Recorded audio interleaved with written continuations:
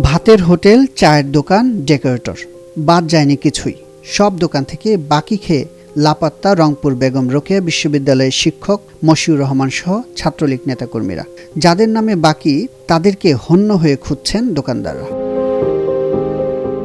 বিশ্ববিদ্যালয়ের মূল ফটক সংলগ্ন পার্কের মোড়ের দোকানগুলোতে বাকি খেয়েছেন তারা।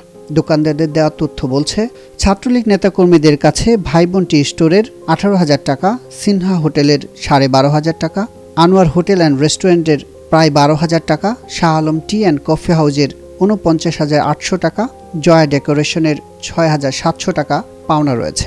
এছাড়া বিশ্ববিদ্যালয় সংলগ্ন ছোট ছোট চা স্টলগুলোতে বাকির পরিমাণ 15,000 টাকা।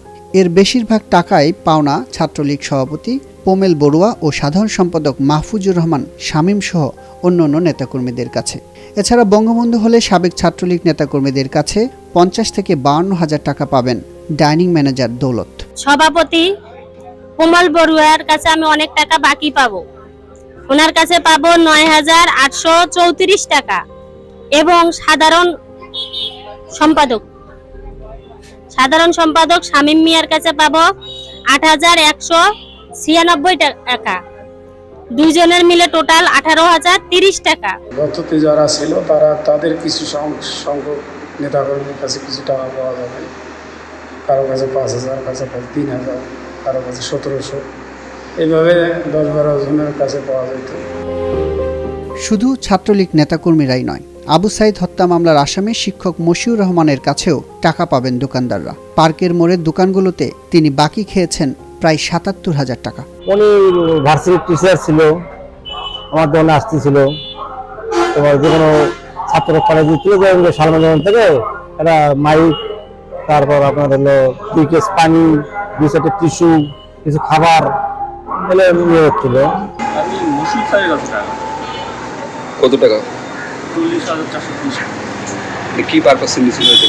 হচ্ছে এখান থেকে ঔষধ, বিকাশ, তেলজি। রোকেয়া বিশ্ববিদ্যালয়ের সামনে আমার দোকান এবং দোকানটা একজন প্রভাষক মশিউর স্যার, ব্যক্তিগত ফেজে তাকে চিনি। তার ব্যক্তিগতভাবে তার পারিবারিক তিনি না লেনদেন করতো এবং বিকাশ বা দ্রব্যাদি এবং উনি নিতেন। তার কাছে আমি 1,420 টাকা পাই। গত 5 আগস্ট আওয়ামী লীগ সরকার পতনের পর শিক্ষক মশিউর রহমান ও ছাত্রলীগ নেতাকর্মীকে আর ক্যাম্পাসে দেখতে না পাওয়ায় পাওনা টাকা নিয়ে দুশ্চিন্তায় দোকানদাররা। আমার এই কষ্টের টাকাগুলো নিয়ে যে ওনারা আমাকে যত অপমান অপদস্থ করছে, গায়ে হাত তোলা তুলি ধমকি এবং ওনাদের নেতাগিরি দিয়ে অনেক আমাকে বিধ্বস্ত করছে। আমি কি এটার কোনো বিচার পাবো না? কোনো কিছুই কি ওনাদের হবে না? সারা জীবন কি ক্ষমতার জোরেই শুধুমাত্র থাকবে? চাবো, যদি না দেয় চাবো না, আর কোনো চাবো না। দিলে দিবে, না দিলে না দিলে। অনেক বস আছে, চাকরি হয়ে গেছে। দোকানদারদের অভিযোগের প্রেক্ষিতে ওই শিক্ষক ও ছাত্রলীগ নেতাকর্মীদের মোবাইলে কল দেওয়া হয়, তবে বন্ধ পাওয়া যায় সবারই মোবাইল। এ বিষয়ে বিশ্ববিদ্যালয় প্রশাসনে একমাত্র দায়িত্বে বহাল থাকা ব্যক্তি রেজিস্ট্রার আলমগীর চৌধুরী বলেন, কোনো দোকানদার তার কাছে অভিযোগ দেয়নি। অভিযোগ পেলে খতিয়ে দেখা হবে। বাইরের সমস্যা ইউটিনটা ক্যাম্পাস হইলেও তাহলে একটা সুবিধা হচ্ছে। বাইরে এটা কত কি ব্যাপার, কারো কমপ্লেন থাকলে এটা লিখিত ভাবে জানাতে